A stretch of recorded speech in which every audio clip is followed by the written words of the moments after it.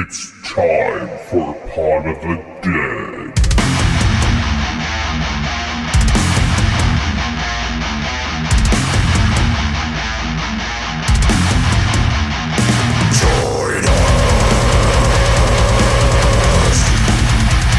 Yes, it put a sour taste in my mouth, and I was like, no, never again. All right. Got it. Hello, and welcome to Pod of the Dead, the internet horror film club that nobody asked for. I am your host, Nicholas, and as always, I am joined by the two final girls, Stephanie. Hello. And Natasha. Hi, guys. This week we watched Se7en, which is a movie from 1995. It's considered an American crime thriller film directed by David Fincher and written by Andrew Kevin Walker. It stars Brad Pitt and Morgan Freeman, with Gwyneth Paltrow and John C. McGinley in supporting roles. It's set in an unnamed crime-ridden city. Seven's narrative follows disenchanted, nearly retired detective William Somerset, played by Freeman, and his newly transferred partner David Mills, played by Brad Pitt, as they try to stop a serial killer from committing a series of murders based on the 7 deadly sins. This is not the movie I watched. Oh, sure. Yes! You find yourself going, man, I wish I had more Pod of the Dead. Well, you're in luck. We have a Patreon. If you go to patreon.com/podofthedead666, you can find us there and get the full videos of our episodes with added content such as serious pasta for serious people. So again, that is patreon.com/podofthedead666.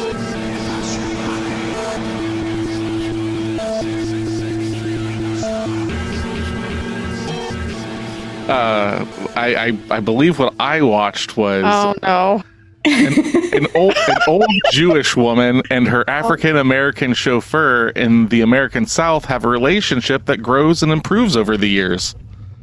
That's Driving Miss Daisy. Yes, Morgan Freeman started Driving Miss Daisy.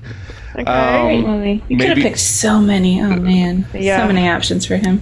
Okay, in a future world devastated by disease, a convict is sent back in time to gather information about the man-made virus that wiped out most of the human population on the planet. Is this World War Z? No. No. Okay. That's a really good one. That is a good one. That's what I was thinking too at first. And I was like, no. I didn't even think of that. There's no time travel in that movie. Goes back. 12 Monkeys. There you go. 12 Monkeys. Yeah. Brad Pitt.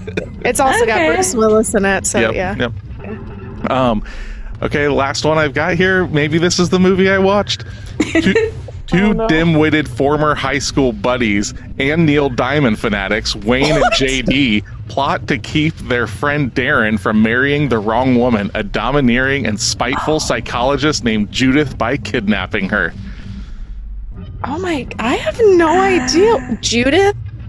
Two guys who like Neil Diamond? No? I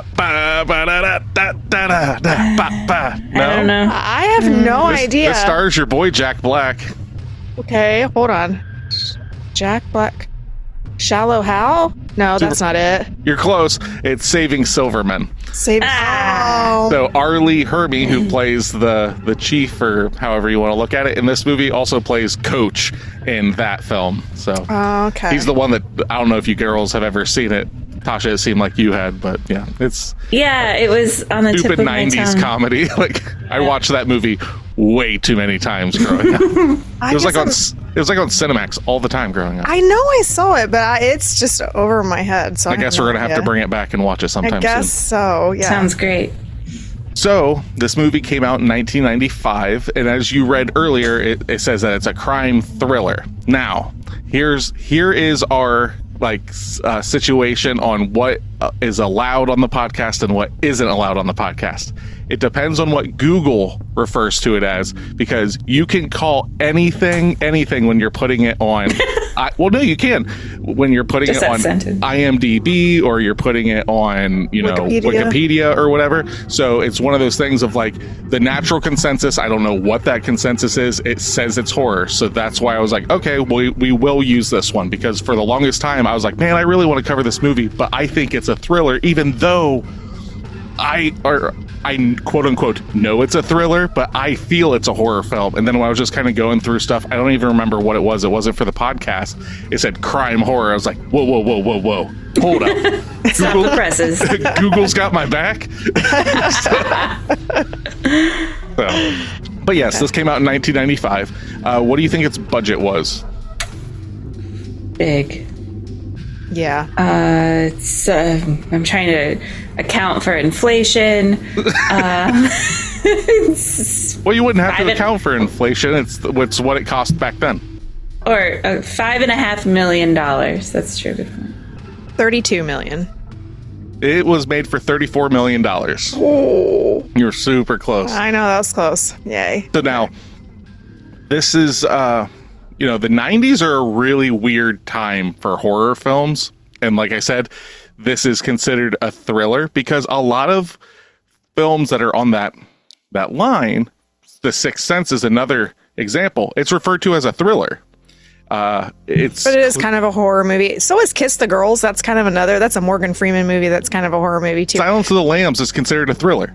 Like this is the whole talk that I have about like 90s, like thriller is the word they want to give like what we consider highbrow horror or whatever, Okay. So like that's always my thing is like, well, in the 90s everything was sex thrillers or crime thrillers or whatever. Yeah. Like, no, it could still technically, like, that's a horror film.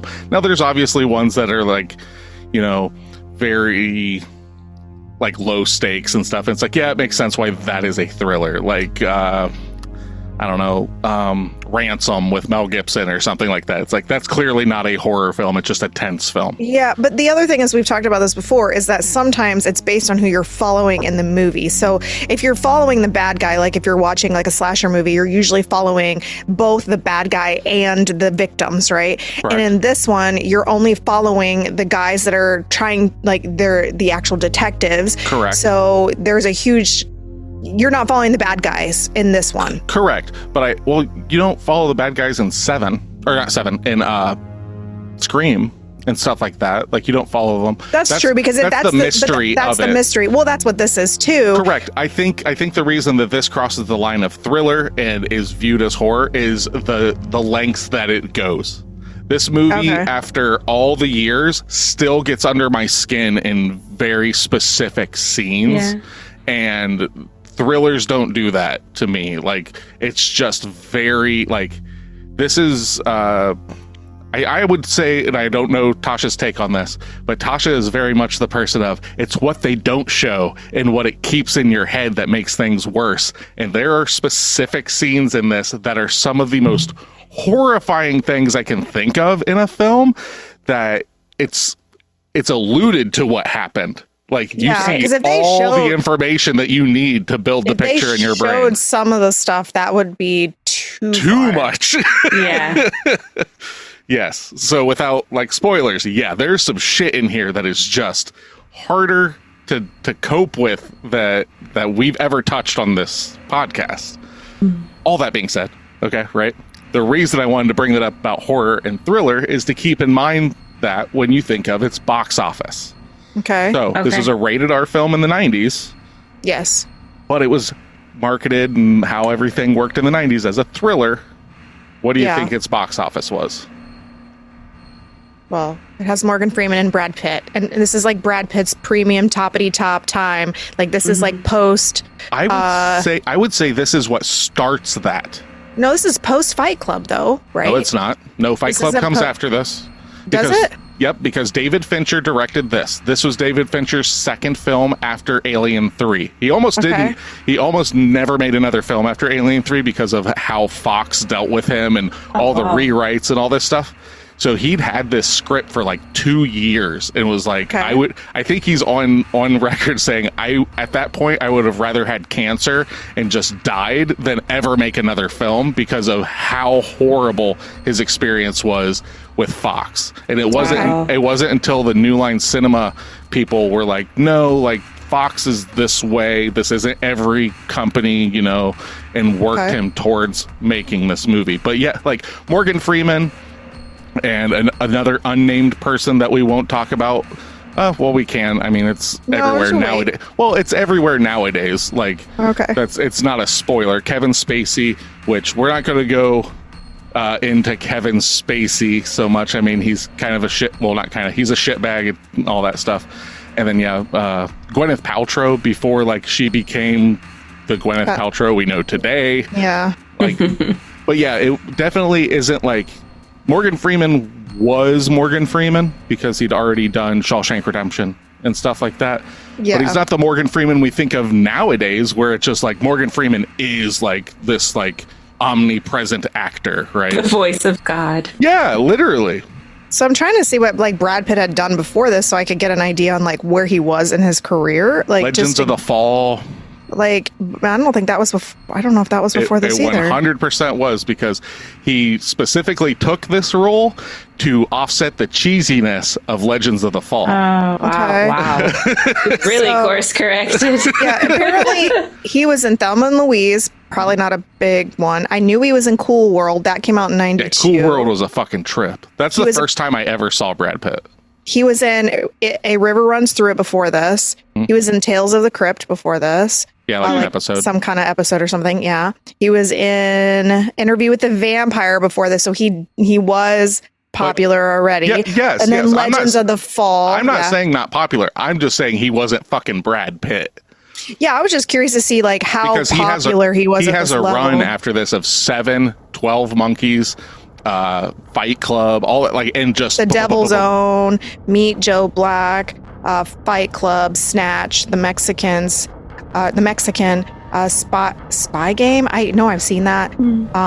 Ocean's 11 was from 2001, so we started just crossing over into that. This in the early was 2000s. the movie though that like sparked Brad Pitt becoming like, oh my god, you know. Okay. And it's obvious when you see his performance in this movie, and like that's the thing about this movie is the cast of it. I don't know anybody else that I would want to play these roles. But anyway, what do you think its box office was before we start getting into all that stuff? 120 million. 78 million. $327 million. All right. That's a huge fucking profit. Wow. My gosh. Yeah, okay. This movie did buku bucks. And that's what I'm saying is like the marketing and stuff of it like helps when you're kind of lying to your clientele. It's like it's a thriller. It's got the dude from Driving Miss Daisy.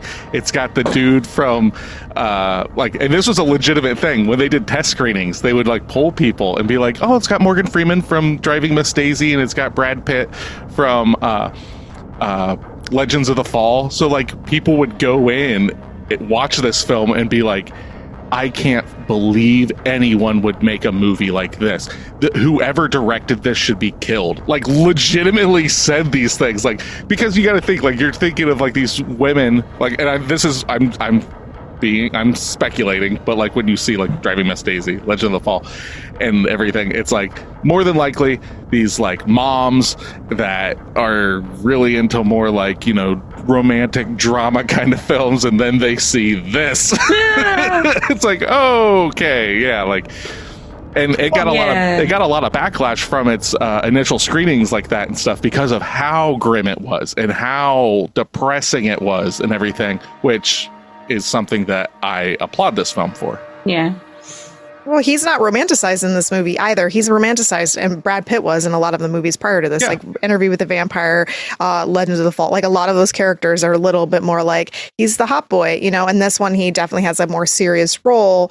Well, I mean, he's not the serious role, but he is a serious role. There is in reality, like there is almost no levity in this film whatsoever. Like there is a little like haha when they're sitting around the table for dinner or whatever, but realistically, like the character dynamics and stuff between Somerset and Mills, like the conversation, but there's nothing like really written to just be like, and this is a joke, and this it is very fucking serious like the whole time. But there's another dimension that this film does not star our cast of characters. It is not directed by David Fincher, who is arguably one of my favorite directors of all time. Guillermo del Toro turned down the chance to direct this That would have been probably good. because that would've been awesome. as a romantic, he didn't subscribe to the script's dark view on the world. Okay. Also, His style with this would have just made it so beautiful. well, he Wow. did do a film with Bradley Cooper that's like a crime noir film that came out. I can't remember the name of it off the top of my head. Was it Nightmare Alley? Yes, I haven't seen Yes. it, but maybe that's his take on this style. Yeah. And it is a very good movie, and it is very beautifully done. Cool. I'll have to check that one out. It's long, though. I think it's Yeah. like 2.5 hours. I like Guillermo del Toro. I'll watch a lot of shit for him. It's worth it. But the role of Mills, also, Brad Pitt was not the first person to go for. Was it T. Crizzle? Oh, God. Oh, God. Oh, that would have been amazing. No, it was not Tom No. Cruise. It would not. It was somebody, though, that played in these style of movies a lot. Denzel Washington turned down the role of Mills. Okay. He He would have been good in this, he was but telling- I'm not Brad Pitt. But. Yeah, he told Entertainment Weekly that the film was just too dark and evil. Like, that's the going run of this, is like, Wow. you don't hear that about, like, that's, again, this goes back to the horror thriller thing. You don't hear that about thrillers.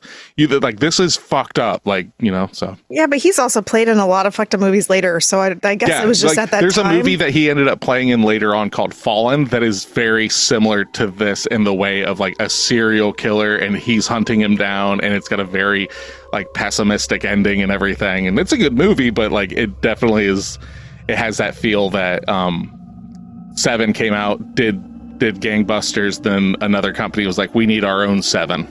Yeah. So also, before Morgan Freeman and Brad Pitt were cast, besides Denzel Washington, who do you think that they had their eyes on for Somerset? Think of big actors in the 90s. Big. Arnold Schwarzenegger. No. Oh my God. No. He was big in the 90s. Al Pacino. Oh, no, not for this. So, all right. And then John Doe, who's played by Kevin Spacey in this film. Okay. They also had, he turned it down at, like, basically the last second, was Val Kilmer. That would have been fine. Yeah. So Kevin Spacey was cast 2 days before the filming began of this. Holy shit. So, Oh, wow. So in another world, Guillermo del Toro directs an Al Pacino, Denzel Washington film with the bad guy being Val Kilmer. Like that. Yeah, no. What a fucking weird. Yeah. I like like the way that it went. Yeah, Yes. the pieces, it's like, oh, Guillermo del Toro doing this? Okay, I could see that movie.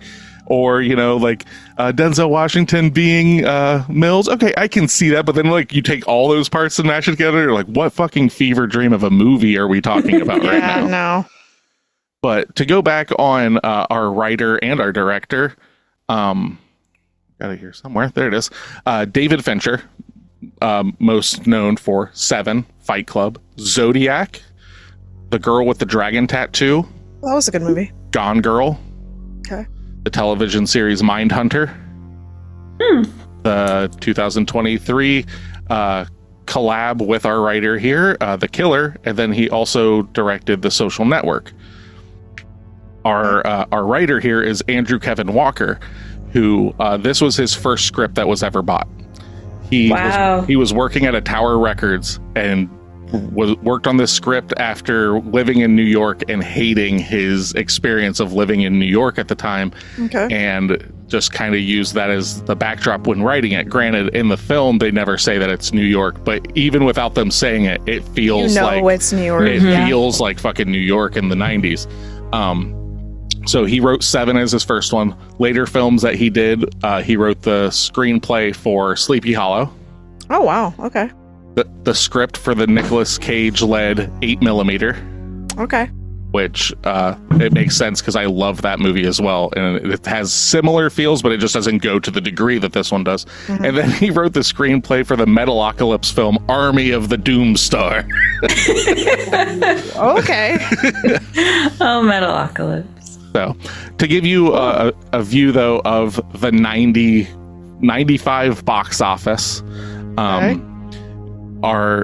this is the year that Dangerous Minds came out. Oh, that was a good movie. Waterworld, Okay. Garbage. GoldenEye, the James Bond Okay. film, Yeah. Crimson Tide, Die Hard with a Vengeance. Okay. You girls probably love this movie, Casper. That was cute. Yep, I do love that movie. I still watch it around Halloween. Yeah. Ace Ventura, When Nature Calls. Oh my gosh. Okay. Pocahontas. Oh yeah, that's cute. Hello, Pixar has entered the chat with Toy Story. Okay. Apollo 13. Yeah, okay. And the number one domestic film for the year was Batman Forever. Okay. Yep, Sure. But yeah, like other notable film, like horror films and stuff that came out this year was Species, Tales from the Crypt, Demon Knight, Vampire in Brooklyn with Eddie Murphy.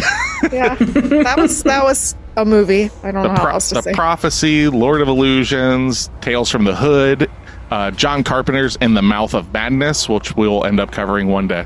Okay. So yeah, like it was the 90s is pretty shit for horror in my book. Until you Because get later in the 90s. even then, for me, in my book. Okay. Like, yeah, you get Scream. Yeah, you get Seven. Early 90s, you get like Jacob's Ladder. I mean, you get In the Mouth of Madness.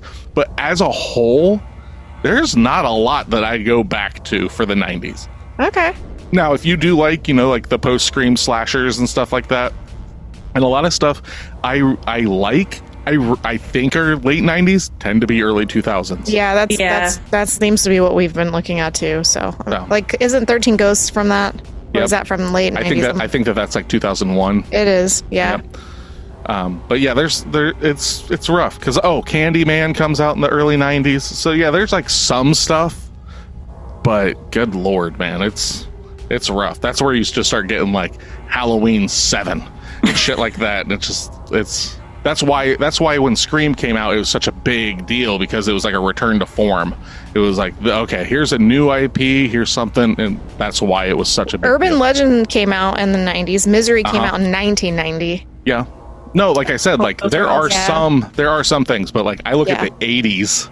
This is why people, I think, look at the 80s so highly, because everything went the thriller route in the 90s. Yeah, because I'm just like browsing to see what we actually got in the 90s, because when we don't watch a lot of 90s horror films for this, and like if you think about it, other than Scream, we don't really talk about it a lot. So like Tremors came out in 90, Jacob's Ladder, like you said, Blair Witch Project came out, The Craft, Sleepy Hollow. Again, Blair Witch was 99. Like you're pushing late 90s. I'm talking like that, like the Midway. chunk of the 90s. Dracula came out in 92.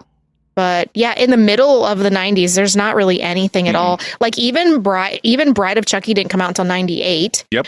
Dusk Till Dawn did come out mid 90s. Yes. I Know What You Did Last Summer came out mid 90s. That was I Know What You Did Last. So it goes Scream. Then the following year is I Know What You Did Last Summer. Then the following year is Urban Legends, because they're all hopping on that. Oh, we need our own Scream. Like. But I mean, that's how movies work. Friday the 13th comes out in 1980. Actually, Halloween comes out in 78. Then everyone needs a fucking slasher, like instantly. That's true. So it's interesting, because I never thought about it much. Like when we talk about movies from the 90s, we really don't watch a lot of. It's because a lot of them are from there. Thrillers, really? Or they're just not talked about a lot. So like, it might not be to your girls like. You might not be so aware of it, having seen it or not, like Jacob's Ladder. And I understand Misery, yes, obviously.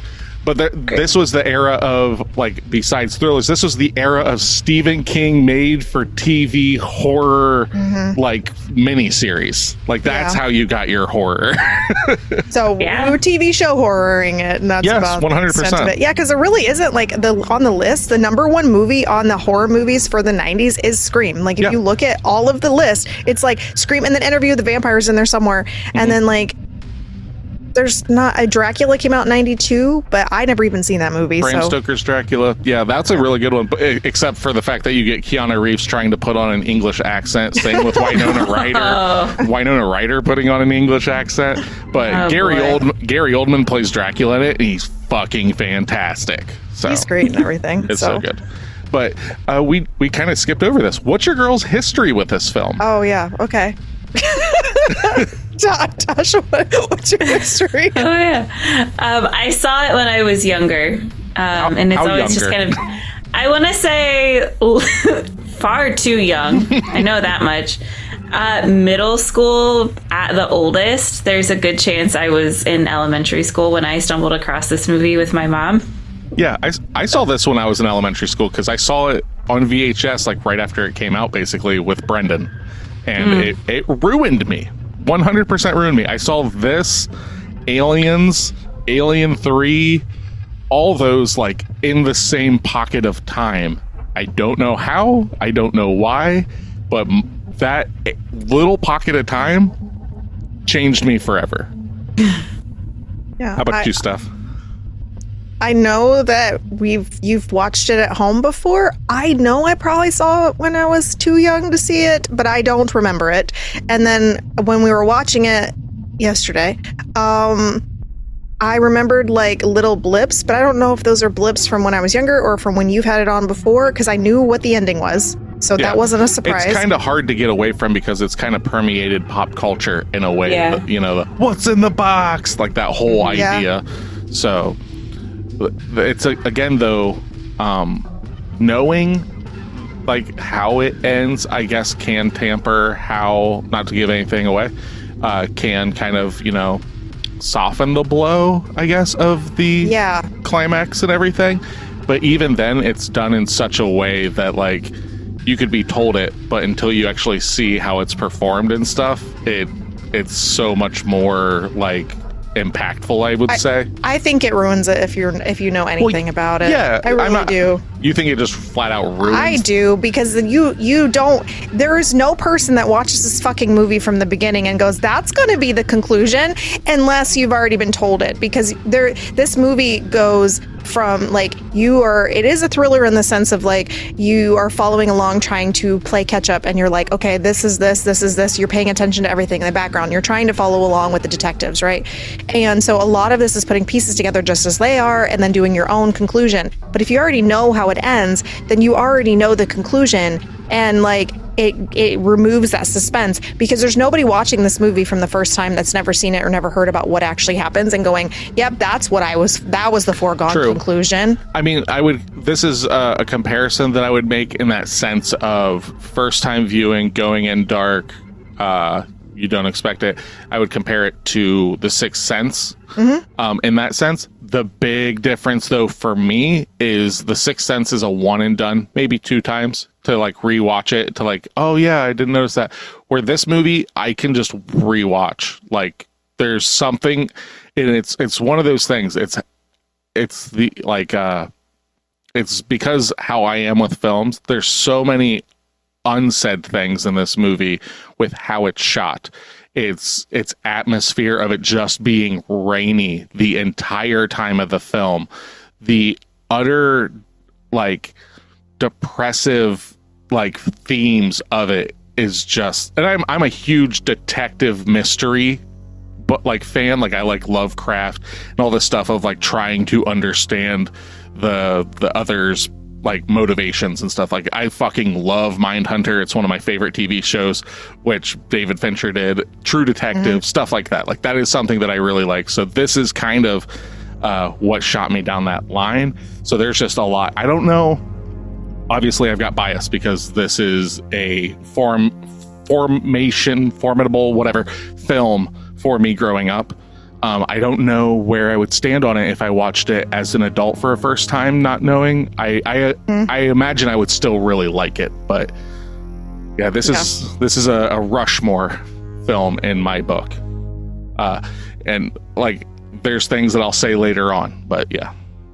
I do know what you mean about like just watch it, like enjoying watching the movie, because yeah, there is something about like everything that you said that I felt too. Like it's an enjoyable movie to watch. What's happening is terrible, obviously, but it's a loud movie with it always being rainy and the phone's ringing. There's always so much sound, which adds to that oppressive feeling. Yeah, and just the style of it. It had like an original Batman quality to it. This is definitely a really good film noir. Yes. I feel like it would fall into that category more than anything else.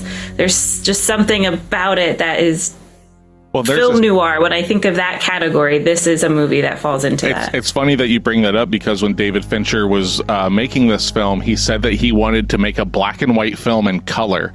And through the film grading and stuff, they did a thing called debleaching, which it doesn't remove the silver from the film, and it causes it to have starker, harsher blacks and a darker tone. And and he also got a cinematographer whose name I have it right here. He got a cinematographer named Darius Kolndy, I'm going to guess is how you pronounce his last name, and he was known for doing perfume ads. So if you think about how like a lot of those perfume ads, like the stark black and white and just like the dramatic like camera, like that was his cinematographer for this.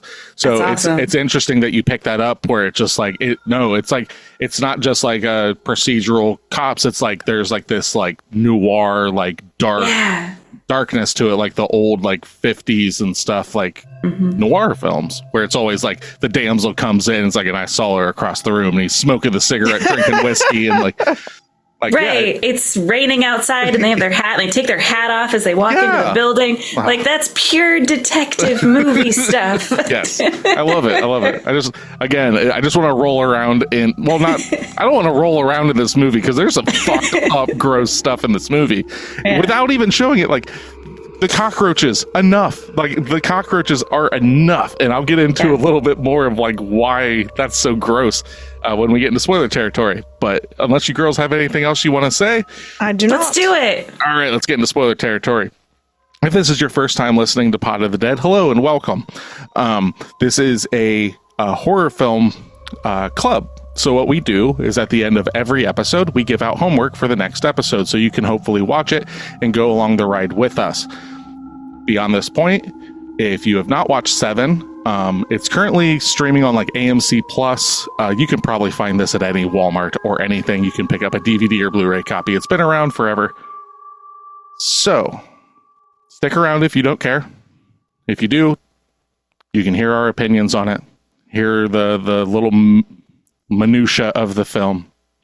So why don't you just step out of the rain and come with us and listen to us talk and wax poetic about Seven. If you'd like to be part of our horror film club, make sure to follow us at Instagram, Threads, and Facebook at Pod of the Dead. All of our episodes can be found at podofthedeadorelse.com or wherever you stream music and podcasts. If you have movie recommendations or questions for us, email us at podofthedead666@gmail.com. Don't forget to leave us a 5-star review. Or else.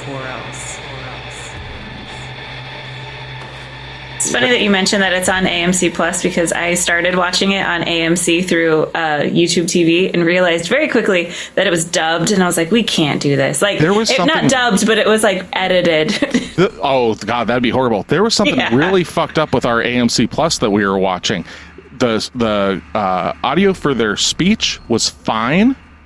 All of the sound effects, the doors shutting and everything, had a direct like half-second echo. Pop pop. Ooh.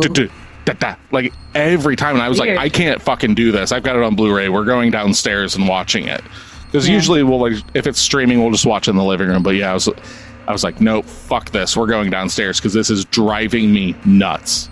Yeah. But all right, with all that being said, let's hear that 10 out of 10. Yeah. I was already ready to talk about it. Forgot about this part. Hey. Where are you? There we go. A brilliant postmodern film noir that is grim, intelligent, and disturbing. From David Fincher, Seven is a compelling and brilliant postmodern film noir. It is grim and disturbing, but is also very intelligent and daring. They use the same words multiple times. What I did love about Seven especially is that it is incredibly stylish, beautifully dark.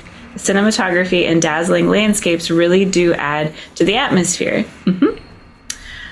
Very little of the murders are shown, but we are appalled and shocked by what we hear of them. The action is tense and the climax is shattering. There is also an intelligent screenplay, a clever plot telling of a vicious serial killer who murders his victims in a gruesome way to atone for the sins: gluttony, greed, sloth, lust, pride, envy, and wrath. he deems them to have committed and excellent direction. Some of these sentences. We're getting there. But we are not English teachers.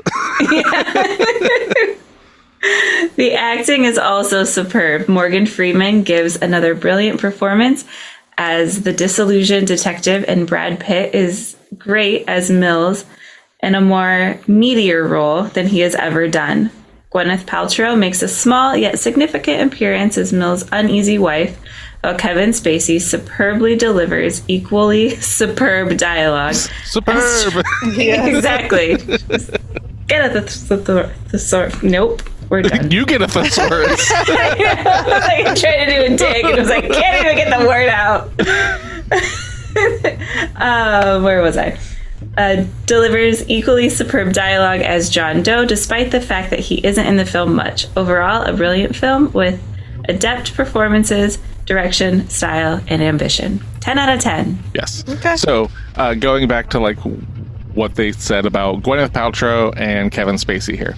So Gwyneth Paltrow, when we were watching this, I was like, oh my God, remember when Gwyneth Paltrow was a great actress? Because she's fucking great, like in the scene with Morgan Freeman at the diner and everything. It's such like a heart-wrenching scene. And then Kevin Spacey was kept from like, he's not on any of the poster stuff. Like they wanted it to be secretive. He's not even in the opening credits.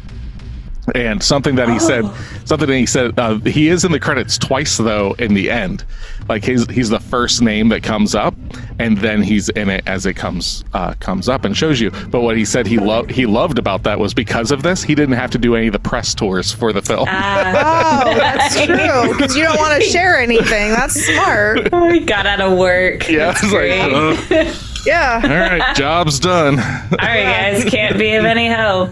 Yeah, and like his character itself is throughout the whole film, but we don't really get to see or interact with his character. He has a very, if you think about it overall, his part is actually really small in what he actually does in the film. But like his character is obviously the overarching character, but it's interesting because we don't it's more the illusion of him, not the actual part of him. You don't openly see him until 90 minutes into the film. You do, however, see him twice before that. The one time is obviously he's the cameraman, and it is him. It's clearly Kevin. If you know that, it is Kevin Spacey in a wig doing it. It is his voice. The other time that you see him before he turns himself in is when they're at Wild Bill's leather shop. He is the man outside the shop looking in, watching them. It's clearly him with the hat. He's got the limp that he has from the altercation previously. Okay. It's fucking like he's literally just watching them follow him the whole time. But yeah, so I like that.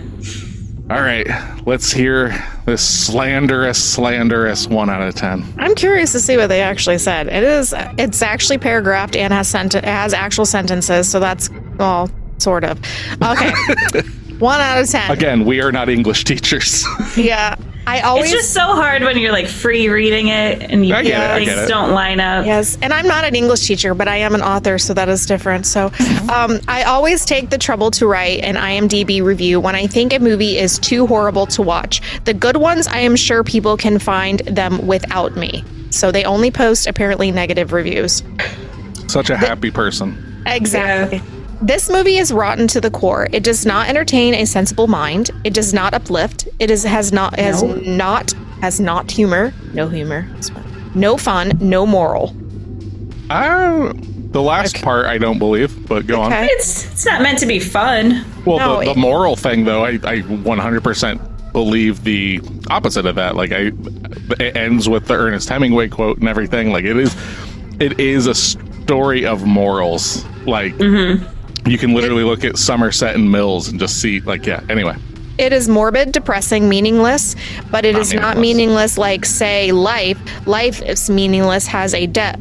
Life's meaninglessness, yeah, that's the word we're using here today, has a depth. It is a word. I know, but that's quite the word. Has a depth, it is somber. The meaninglessness of this movie is like a small child killing a white rabbit, wanton, senseless, and rabid. No, I don't agree with that either. Okay. He is right in the sense of it that it is senseless and rabid in the sense of what our character, the main bad guy, is. He's not wrong in describing that, but that doesn't mean that it's meaningless. I wouldn't say it's senseless. The dude is not a psychopath in this, in like the way that we think of. Like there is a sense to what he is making 100% sense if you think of what, with his own logic. Well, no, like why he's doing what like it. the end of like religious extremism could make somebody do in a way, because he's not coming to these conclusions on his own. This is God, like he's exacting God's revenge. So it is, because he was chosen. Does it make sense to us? No, but like it's not it doesn't have a motivation. It does have a motivation. Like that's what I think of when I think senseless, is like there's no motivation. It's just senseless violence. It's like, no, there is straight up a motivation here. What did you learn from this movie? What did you enjoy? What moved you? Nothing, unless you admire gore and violence per se. Yes, the acting, especially of KS, Kevin Spacey, was superb, but I do not see any glamour in superbly acting the part of a mad killer. The mad killer can do it himself. Anyways, I am rambling, but after a movie like this, you are at a loss for words. You wonder what kind of people spend millions of dollars on movies like this. You wonder what kind of people go to watch it. You wonder, most of all, how someone can enjoy spending money on this rather than giving money to whomever. So my conclusion is that this person has some weird moral hierarchy that has a problem with real life stuff. This person, this sounds so far up my own ass, but it's serious. This person doesn't understand what it is to make art. Like the fact that they're like, it's so grim, it's so dark, it's like this is not art. This is not a new thing. Like, look at the Renaissance. Look at, like there's this. Who would put money into this? Who would like this? It's like literally, like this is what I'm talking about. Where it's like, if you went into this seeing that it was Brad Pitt, Morgan Freeman at that time, and everything, this is so counter to what they're known for at that time, that you're gonna have people being like clutching their pearls. Oh, that's so depraved. It's like, that it is, but that's kind of the point. It's not that you champion the killer. Like, that's the thing. Like, I think people kind of get that confused. Now, granted, in a straight up slasher, you do end up just hating the teenagers and go, kill them, Jason, smash them against a tree with a fucking, knapsack, but this has a real life quality to it. I think that's the difference. And then the people, I can empathize with why people feel like, why are you profiting off of other people's possible misery? So you're taking this and making it more of a real life adaptation of something that could happen. And then you're literally making money off of other people's literally death, and using religion in this case, which happens in a lot of movies, for obvious reasons. We have a history of this shit. So to kind of build this narrative, but I think it is, in a sense, all of the points of this, like the whole 7 deadly sins, is not new. This is fucking like forever. Like, and it's been using that in this can probably does piss off some people, because they don't like the idea of using religion in making it look like this, because that doesn't resonate with them, I guess. But you just don't watch this shit. It's one of those things where, like, I can understand the fact where people will be like, but did they have to go so far? It's like, but it got the point across, didn't it? Yeah. Like it didn't even go that far. Well, okay. So we'll use lust, right? Lust in this film, ruined me as a child. It's the worst one by far. Not going to mince words. A person fucks someone with a knife at gunpoint while the other person is tied down. Not a knife like a knife sheath over your piece, over your penis. Yes, like it's a sword going into a woman's vagina. But it's supposed to be Like it makes sense of like it's punishment. Like, does that mean that like I'm like, oh, that's fucking cool?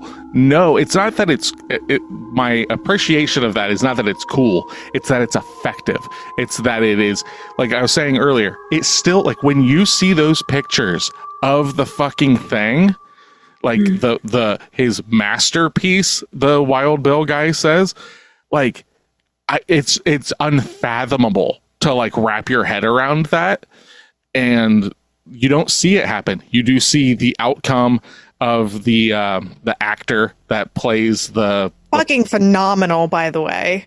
Which how he did that was he basically stayed up for multiple days and hyperventilated to get himself in that position. So that's why he seems so disoriented and just like the whole time, because like, yeah, he really fucking went into that because that goddamn performance.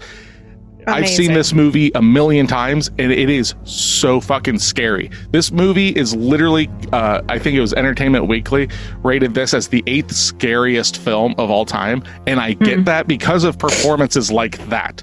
Like there is something so real, and I don't want to say relatable because obviously I've not done that stuff, but like that terror that you see in some of these performances are so believable that it transcends it.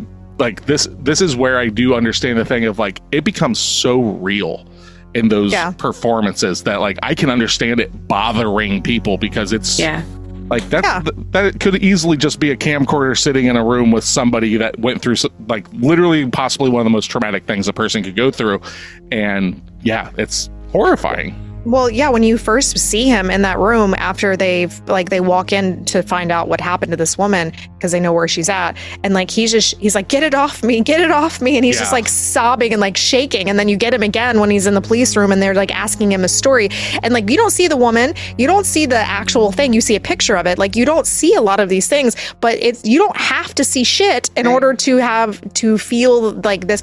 That performance by that guy in this movie, I don't know his actor name, I know he's been in other stuff because I've seen him before, but that is one of the best performances in this entire movie.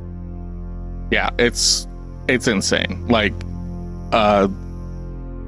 literal nightmare fuel. Like I can't even describe. There's so much in this film that is like that. Do we know if the big guy that was in the beginning that was like the sloth, the gluttony? Oh, gluttony. Yeah. I'm sorry, gluttony. Do we know if that was like a person that they just had, or was it like that was a real guy in prosthetics? Prosthetics. He was in a prosthetic suit for 10 hours a day. Oh my God. To be in that. And I wondered. David Fincher's way of showing how much he appreciated him was when it's the cadaver on the table that is a dummy, but he made sure that he was well endowed. Yeah, because you do see a dick in this movie too, so yeah, that's true. But yeah, I did not expect that because I don't remember that. But yeah, I thought that was an interesting take on like the forcing him to eat and like just like the psychology of all of that, and then like tying him up with barbed wire around his wrists and his ankles, and then he's like puking, but he's like forcing him to eat more, and like I was like, holy shit. And like it was very just, and then like his veins and stuff were all like really blue, and like and then the way they set that whole room up with all the tomato sauce and like all this stuff like was very interesting. Like just the prop pieces were really cool. Yeah, all the cockroaches and stuff in that, I believe they said that there was like 3 boxes of cockroaches they let out, and they put stuff in Gluttony's ears and his nose to make sure that nothing got in, but it did not keep the cockroaches from getting in his underwear. Oh my God, there's no way. And you have to sit there and act like that you don't have cockroaches on you. Yeah. Yes. With your face in a bowl. Yep. That's terrible. Yeah. My God. But that set piece was beautiful. Like just like all the set pieces. Beautifully morbid. Like all of it. Yes. It was all really like, it was very detailed. And that's what I appreciate about it. It wasn't just a blank ass room that this guy sitting at a table, like, and they showed all the little like pieces of it. And I find that very fascinating just because of all the thought that went into the way they were creating their set pieces. The attention to detail in this film is absurd. So if we go to John Doe's apartment and there are all of those notebooks. We watch the special features of the Blu-ray. Those are all handcrafted, filled in by hand notebooks. Yep. That's And they're awesome. color coded with the tape on the edge based on what Seven Deadly Sin it is in reference to. Yeah, Like, and what? then going back to the beginning of the film, then the intro, the title sequence, that's all John Doe putting the books together, writing in the books, putting the, that is 100% what it is. You're watching him remove the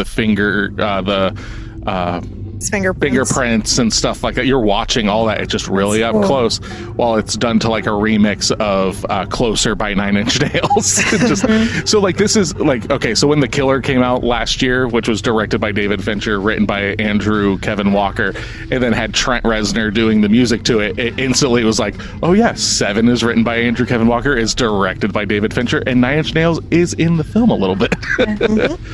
So, but yeah, it's, I right now, I just feel like I just keep going, like, it's just amazing. It's so amazing.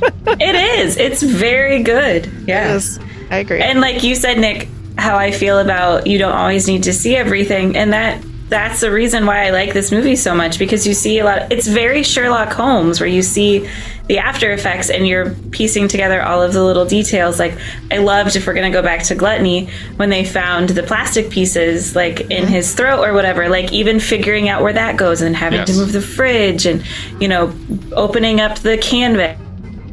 They're like, I love all of those little tidbits that you come back to instead of being in that spot for a little bit and then moving on to a different death. It's not about, like, you know, there are some horror movies where, you know, you hear that there's like these really gruesome deaths in it. So your mind kind of goes to Saw, like, okay, there's going to be a million of these because they're just going to try to get more and more gruesome deaths. And this is like, Saw ripped this off hard. So hard. And they didn't do it as well. Not even because close. This movie is about the detectives figuring out the crime, not necessarily about how gruesome can we put something on the screen for the audience to gasp at. Yeah, that's all shock and stuff. And this is shock and substance. Yeah. I mean, just the fingerprint on the wall that they had them come in and dust behind the picture frame. And then they had it, like, all of that is so smart. And like the painting of the woman's under eyes, and like she had like letting you know that she's going to notice something, you know, and like they ask her and she's like, well, the painting's upside down.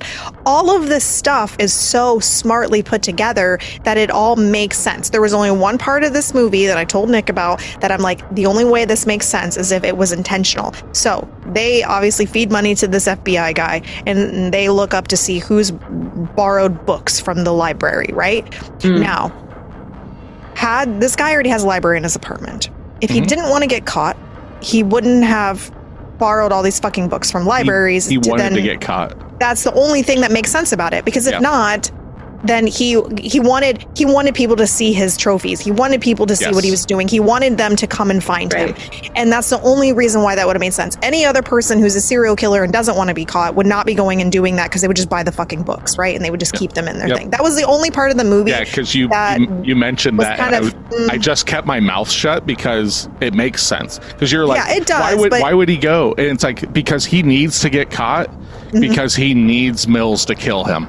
Like, to exact it all. Like, it is 100%, like, to me, perfectly wrapped. Like, because when you said that, I was just like, oh, because usually I will argue my case in that situation. Be like, well, actually, I mean, blah, blah, blah. But it's like, nope. Like, if she doesn't remember how this goes, she will. I mean, it does make sense in wanting to be caught, but I mean, the overarching thing, if you're an actual serial killer and you don't want to be, then that wouldn't make sense. But yeah, and like, honestly, the most gruesome thing, other than the woman part, was the guy in the fucking apartment, and all of those trees hanging from the ceiling was so interesting. And that this was a year in the making. Like, he cut his arm off, he injected him with medications, including antibiotics, removed parts of his body, like did all of this like horrendous, like, the thing is like you were saying that, well, he's not technically a whatever psychopath, whatever.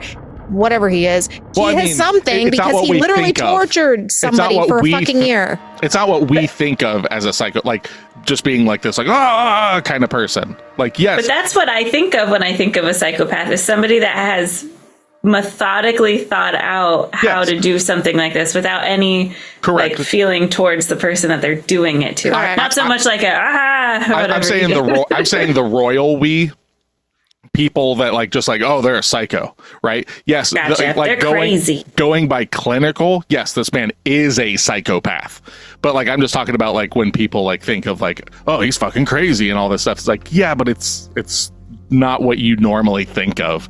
Yes, very, very methodical, very narcissistic, very like all, because he is the most important thing in this world, and he is exacting God's revenge. And then like when Mills is talking to him in the back of the police car and stuff, and he's just like, oh, I should feel sorry for these people, the prostitute that was passing disease, the pedophile, that like all this stuff. And like, if you think about it, like, you know, okay, yeah, like you got some good points. Yeah, like when he's specifically talking about sloth and stuff, it's like when they're talking to the coroner or the doctor or whatever, and he's talking about like this man has dealt with more hell than anybody has ever dealt with. If you shined a flashlight in his face, he would die of shock. And then like, it's such a fucking good line. He's like, and he still has hell to look forward to. It's like, oh my fucking God. Like, I love that scene. That is so fucking dark. It's like, did he say anything? He's like, he bit his tongue off long ago. Like, it's just crazy. Yeah. And that's an actual guy that's on the bed. That is a 97-pound actor. His name is Rob Botton, maybe. I think that might be his name. But yeah, he was 97 pounds, and jokingly, David Fincher, when he cast him, was like, I'd like you a little skinnier. He ended up losing 6 pounds. Oh, man. For that. And it's horrifying. Like like when you see him, at first it's like, oh, gross. And then when he fucking wakes up. Yeah. Still possibly one of the literally scariest, creepiest scenes in a movie. That and the fucking like the porn BDSM kind of thing, like those two things. Yeah, the least effective one was the greed one, in the sense like it was just kind of like, okay, a lawyer got shafted because he's a fucking piece of shit. That's okay. Like, I didn't even have any like feelings towards that. And then the woman at the end that like, because she had that one didn't make much sense to me in the sense of like the vanity thing. The vanity aspect, and I was model. Just like, that was just like an afterthought to me. Like that one wasn't feel a little quick. It does. Over.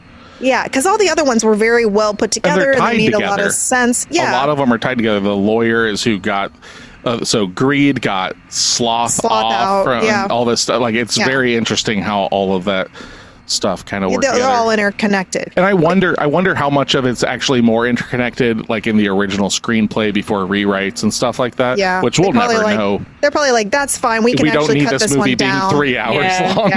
Yeah. I mean, that was the only one I was kind of like, this is a big afterthought. The rest of them weren't really big afterthoughts. It was just that woman at the end, and I was like, and then I picked up. Nick didn't even pick this up, I don't think, because when we were watching it, we were in the guy's apartment or whatever, and they were going through all the stuff, and like again, it was Don Doe's apartment, and it was all very methodical, and like everything was put together really well. And there was like a little receipt on the thing, and it said Wild Bills, and I'm like, that's a reference to our Silence of the Lambs. And then then we went and we visited the Wild Bills place, and I was like, just imagine though being the actor that's like, hey, I'm going to try out for a part that's going to make like a piece that's going to murder a woman, and I work at a shop called Wild Bills. Yeah. Like, think about that.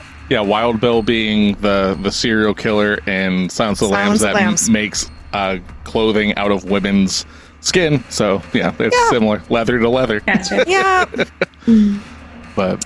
Yeah, that was I guess that was a cool nod, to that series. And 100%. Like, it completely went over my head. You said it, I was like, oh, fuck yeah, it is. Oh, another point. Another point for this.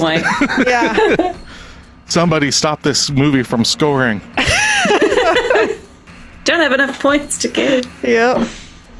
But yeah, another thing was like the end of this film. Holy shit. Yeah. The end of this film. So the studio wanted them to change it. and Brad Pitt, before they made it, the studio was like, this is too fucking dark, guys. Like, because you got to think, we're not getting a lot of downer endings at this point, you know? The downer ending isn't a thing so much, right? Especially in like a cop drama where it's like, oh, and they caught the bad guy. Yeah. Yeah. And End of story. That's what they wanted. They wanted it to be like, well, maybe he just kidnapped Gwyneth Paltrow, and maybe it's one of his dog's heads that's in the box. And like, they tried to do it. And Brad Pitt and Morgan Freeman both were just like, if it doesn't end the way that Walker wrote it, we're not in this film. Flat out. We're just like, no, we're not fucking doing this then. So they did it. And initially, it ended on Brad Pitt's gunfire. Boom. And then it went to black. But these were in the test screenings, and it did get some backlash and stuff because that was thought to be even too dark. So then they did the coda, which is you see him like in the police car and, you know, Morgan Freeman talking about like anything he needs, you know, get this figured out kind of stuff. And it kind of gives you like a little bit of, but it's still just like, good fucking God, man. Like, awful. And then Brad Pitt's like his acting during that scene, I was getting teary-eyed watching that, and I was like, oh my heart. Yeah, and it's just one of those things, like, it just keeps ratcheting because you're like, what's in the box? He finds out it's Ted and everything, and then when Kevin Spacey, John Doe, is like, and she begged for her life and her child, and he like looks and everything's like, oh, he didn't know, did he? I'm just like, fucking God, man. Like, yeah. So like grim. God damn. Yeah, and it's one of those things you didn't have to actually see the action of him doing it to this woman and anything. He told us enough. Yep. He then, you know, mocked him enough and did enough in order to end this, and then it ended up like it was supposed to. So well, yeah, he says like, and it's one of those things where like your mind spins because he's explaining like I went and after you went to work and I tried to play house with your wife, and it's like, what does that mean? What exactly did he fucking do? And then when she said no, then I cut off her pretty head. Now, there is a cast of Gwyneth Paltrow's head in that box that you don't get to see, that they ended up reusing in a film that she was in, maybe it's called Contagion or something like that, years later. Oh, okay.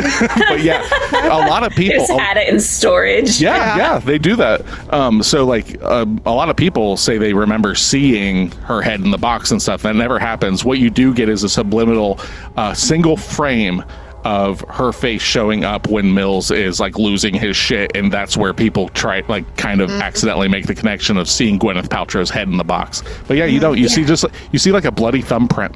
That's it. Yep. Yeah, it's like what would that be called? Like the Mandela effect or something like that, where it's like that's a common memory people have that isn't correct, because I went into this like that was like, oh yeah, there's a head in the box, of course I know that scene, and then it wasn't wasn't the way my mind remembered. Don't see it. Right. And then when we were watching the extra features, that scene where Morgan Freeman is opening it and his reaction and everything, that is the first take. Like they did multiple takes after that, I guess. Cool. And then they were like, no, his reaction on the first try was the reaction we needed. And so that's what they ended up using for it. And it feels very genuine and like, oh shit kind of stuff. And like, he's just a phenomenal actor anyway. And, I really liked that. And then obviously the way Brad Pitt acts in it. And I do agree with the people who watched this that was like, well, you can't just end it with a black after he shoots him, because like you want to make sure that he didn't kill himself, that, we want to make sure that he's okay, I guess. So I don't know what I would take, like, because I don't remember anything after the wrath scene, right? Like the coda is like, granted, I remember it from watching it last night, but like going into it, it's like I completely fucking forgot that. So that ending is the ending to me. Like kills him, and like the helicopters is like, he shot him, he's down. Somebody call somebody. Somebody call somebody. That's how I thought the movie ended. And I've seen this movie a million times, and it's just because that ending is so impactful that like anything that happens afterwards, my jaw still dropped. I'm just like, wait, what? Yeah. It's like an epilogue just to make sure everyone like leaves the theater okay and everyone's okay. Yeah, it literally should just be a therapy session. Like, you guys understand that this was a movie, right? Like, yeah, it's a Band-Aid on our gaping wounds. So we need to make sure he's okay. Yeah. It's like, we're heartbroken here. You need to do something to make us feel just a little bit better. We don't want to leave you tense up here. So we got to bring you down just a little so you can take a breath and then go. Yeah. Yep. And it makes sense to me in this movie to do that. And I don't know, I would kind of agree normally and be like, just end it. But yeah, I think that's a good.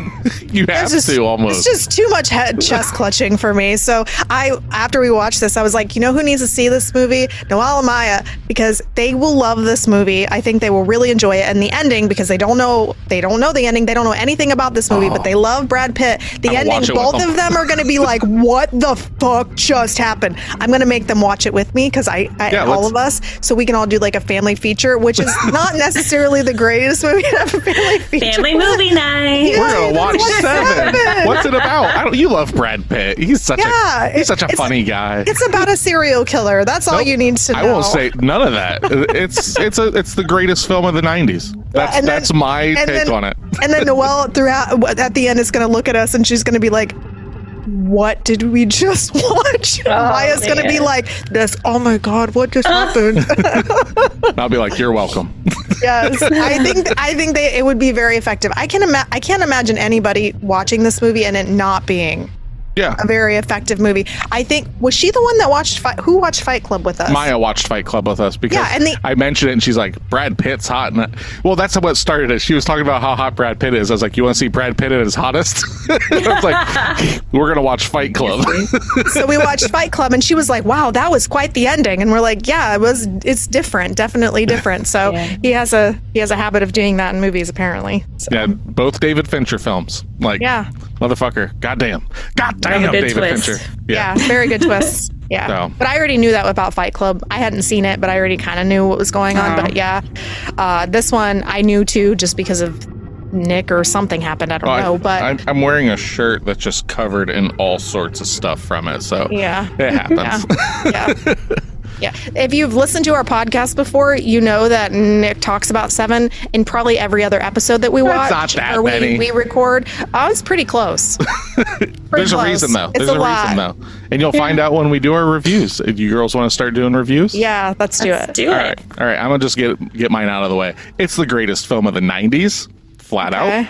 Okay. That's a big fucking ringing endorsement. It is and the 90s has Jurassic Park, which I love. It has, there are some like really big bangers. Seven, for me, is the perfect film of the 90s. Okay. I'm not gonna go about it. This movie is if I could give it more than a 10 out of 10, I would. This is without a doubt, like I said, it's Mount Rushmore film for me. It is a 10 out of 10. Can I give it a 10 and a half? No, we were supposed to guess what you were rating it to. But I'm sorry. We already knew that. Everyone knew going in. Yeah. I'm sorry. Yeah. So 10 out of 10. Okay. Motherfuckers. Perfect script, perfect direction, perfect casting. Fucking, it ties up every loose end. It's perfect. Okay. And if you say otherwise, I punch you in the mouth. No, just kidding. Go ahead. Okay. So who's going next? Steph's I'll go. That's fine. Got it. I'm guessing Steph's giving it a 9. Ooh. He has a lot of faith in me. I am always I don't know hoping. if she's ever ranked anything that high. And I want her to give it 10. I know, right? She's giving it a 9. Okay, I think she's going to give it an 8. Okay. Tasha's right. She won again this week. I'll accept an 8 for it. Yeah, that's fine. Yes. A Steph 8 is a 10. Like, yeah, exactly. No, it's not. So I look at this movie as a movie that anything about an 8 and above is a movie I would watch repeatedly, like over and over again. And I would, maybe not over and over again, but I mean, I would watch it more than once. At least once a year. Yes. And I would like it. And it wouldn't go boring to me. So I liked the movie. I thought it was very smartly written. That is my focus on movies and if they make sense and if they're really well written. And I enjoyed them. I really enjoyed this movie. I don't think it's the best movie of the 90s. I think Cry Baby is the best movie of the 90s, but I will die on that hill forever. Does Cry Baby get a 10 then? Probably only because that movie I've seen the most in my entire life. I can literally recite it word for word. So I love that movie. But anyway, this movie was really good. The only thing I had to say that was my negatives is that because it's a 90s movie, there's two things that you see in these movies that are very 90 focused. One, they have a thing about showing cars for too long of a fucking time. Like we're driving out of a fucking like building thing, a garage, and there's like, police car, police car, police car. I'm like, you could have cut 20 seconds out of that fucking scene and I didn't have to watch 900 police cars go out. I don't know why they do that in the 90s. It's a lot of like, there's a couple scenes like that are like just not 70s too long, but like 90s too long. So I was like, that docked just a little bit for me and enjoyability because I was just waiting for us to get to the next part. And then, the background sound, not the sounds of like the streets or the stuff, the music that they put in it. One of the parts that popped up, I can't remember what part it was. I looked to Nick and I was like, this is fucking 90s music. Like, it's like, yes. And I'm just like, it would be more effective for me if we didn't put the 90s shit in this. Like, it would have definitely had a better feel for me. So that was my other small objection. I mean, realistically, it's nothing that's that huge, but yeah, it's definitely an 8 for me. I don't think it was the best movie I've ever seen, but I do think it is a very solid movie. And it's definitely better than like Reanimator. Hey, why are we taking shots across the bow here? And some of the other and what was that, Dead Alive and some other ones we watched. Well, I agree. You can't even put those on the same. I know. Why are you targeting me? I am. I'm just intentionally antagonizing Nick. It's okay. Yeah. So yes, it's an 8. So okay, where are we at with Tasha here? What are we guessing? I think Tasha's going to give it a 10. I do not. I think Tasha's going to give this an 8 or an 8.5.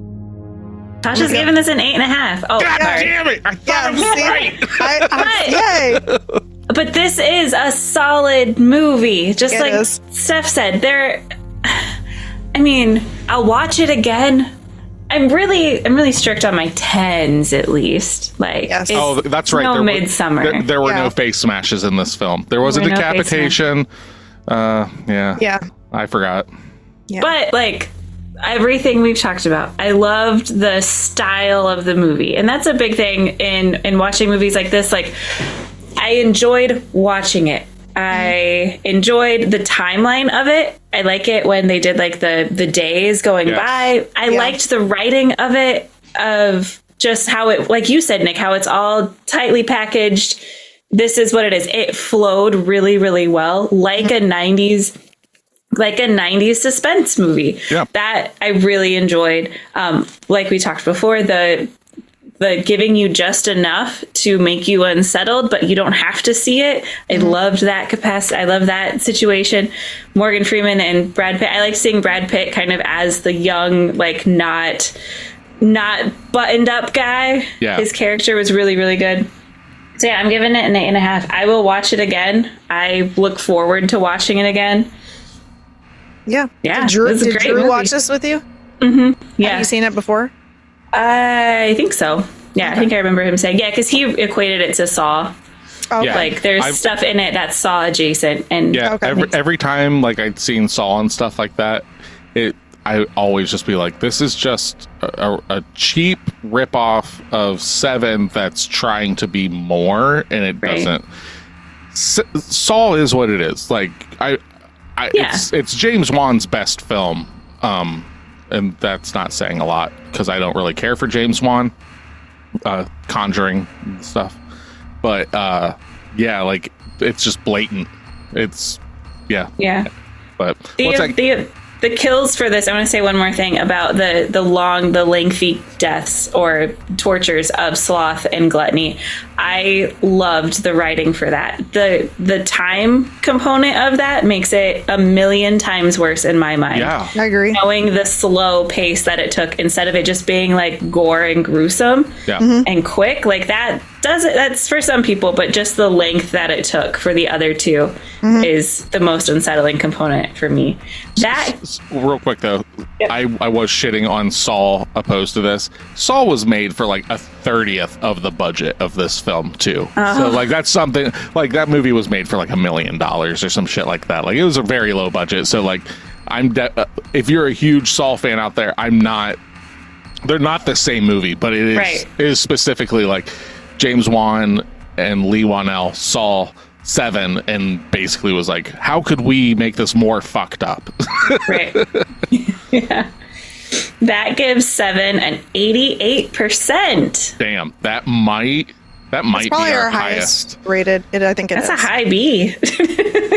I think it's because Scream was really high rated, but Yeah. nobody gave it a 10. Nope. No. And then I'm surprised. Like, there are two films, like, when I think of, like, Steph's 10s, like, is Scream and Trick or Treat. Yes, like, that's what I think of your 10s, Scream and Trick or Treat. Those are the two that, like, you hold on a pedestal to all. I love Trick or Treat is the greatest Halloween movie, and it might be one of the greatest horror movies. It's just a fun movie. But yeah, I to me, again, that one, it comes back to if it's smartly written. A lot of these just have to have a really smart, well written and complex storyline, and Trick or Treat has that. This movie has that. Scream has that. Like, they have a very complex build, and I like that about it. And even down to like throwing pictures in a fucking bathtub that they have to find in water to realize that this is the same person that was shooting them, taking pictures of him at this other crime scene. Like, that stuff is very smart, and that's what I like about it. So, All right. So, okay. I'm going to give out homework Okay. for an episode after the next episode, because the next episode is going to be a Gaiden episode. Yes. It's going to be doing an episode with a friend of the podcast, Ben, and we are going to be doing a deep dive on horror and metal music and like the history and the cross-pollination and so on and so forth. But beyond that episode, we do have homework, and it'll be our first movie of October. Oh. And October is one of our co-hosts, Stephanie's birth month. Yay. So, Stephanie, what will we be watching for our first movie of October? So we're watching Critters. Yes. All right. Yep, we are going to be watching, I don't know the year, I think it's later 80s, but yes, we will be watching Critters. I think it's mid 80s, but yeah. Yeah, I looked it up last night because I was like, which one is better, Critters or Critters 2? And I was like, you know what, let's just watch the original, and then if I like it, then I'll watch the other 3, because there's like 4 movies of this. Yeah, you've never seen it. I've never seen it. All I know is like I've seen the little guys, like kind of like the Gremlins, like they're in the Gremlin verse, right? Like in the sense of like they're similar. And that's it. They're really cute and ridiculous looking, and and I'm assuming this is going to be a campy-esque movie, so I like campy movies, and so yeah, that's why I picked it. So I have no idea. This could be the shittiest movie, and I'm going to apologize to you guys, but maybe I'll love it. I have no idea. So. But it's different when none of us have seen it, or at least the person, like, I don't know if Nick's seen it, but I think I've seen all of them. Okay. Wow. Yeah. I have never. Anyway. Tasha hasn't seen Critters yet either. Nope. I don't know. We'll find out, I guess. So. It's free on Tubi or rentable on YouTube, at Google Play, and Apple TV. Okay. Right on. So that's what we're going to be doing in the coming weeks. So, Cool. for Pod of the Dead, I am Nicholas. I am Stephanie. I'm Natasha. Come back and listen to us, or else.